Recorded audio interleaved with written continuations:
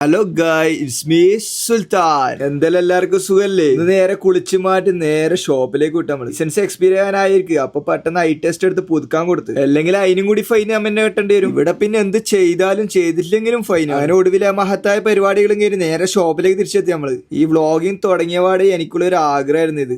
ഒടുവിൽ അൽഹംദുലില്ലാ ഞാനും അത് നേടി. ഫോണിൽ 1 മണിക്കൂറിന്റെ ഉള്ളിലെ ഡെലിവറി തന്നെ നേരെ ഓർഡർ ആക്കി സാധനം കയ്യിലെത്തിക്ക്.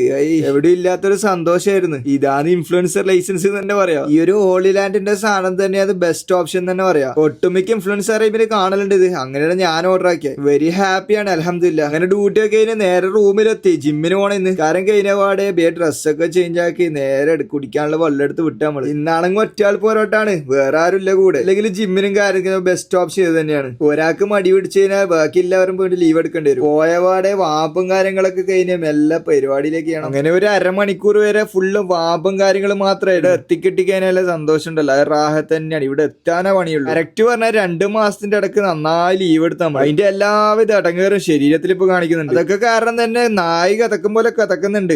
അങ്ങനെ ജിമ്മിൽ 1.5 മണിക്കൂറിന് ശേഷം ഞാൻ അവിടുന്ന് എല്ലാം ഇറങ്ങി കഴിക്കാൻ വേണ്ടിക്ക് എന്തെങ്കിലും രീതിയിൽ നേരെ ജമീലേക്ക് വിട്ട്. ലേറ്റ് ആയിട്ട് എന്തെങ്കിലും ഫ്രൂട്ട്സ് കഴിക്കാന്നുള്ള രീതിയിലാണ് അടുത്തേക്ക് വിട്ടത്. അപ്പാണ് ഓർമ്മ വന്നത് പേഴ്സ് എടുത്തില്ല. പോക്കറ്റിലുണ്ടായ 3-4 റുപ്യയും കൊണ്ട് നേരെ അതിന്റെ ഉള്ളിൽ കയറി. അവിടെ അതുകൊണ്ട് വാങ്ങാൻ പറ്റുന്ന സാധനം നമ്മളവിടുന്ന് എല്ലാം ഇറങ്ങി. അപ്പൊ ഓക്കെ, അടുത്തൊരു കാണാം.